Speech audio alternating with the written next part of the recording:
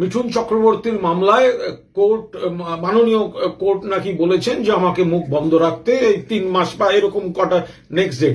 আমি বিন্দু বিসর্গ জানি না, কারণ এটা একটা এক্স পার্টি অর্ডার হয়েছে, আমরা কোনো নোটিশও পাইনি।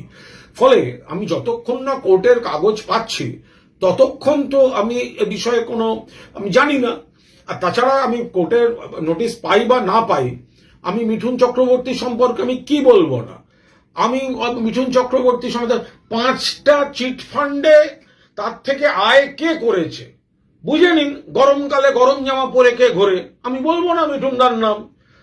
কার স্ত্রী পুত্র ধর্ষণ এবং নারী অত্যাচারে যুক্ত, তা আমি এইটুকু তো বলতে পারবো, আমি বলবো। মানে এই ধরনের আরো যা যা অভিযোগ আছে আমাকে দেখে নিতে হবে কোন অংশটার জন্য এত কিছু। মহামান্য আদালত এক্সপার্টি অর্ডার দিয়েছেন, আমার উত্তরটা যাক।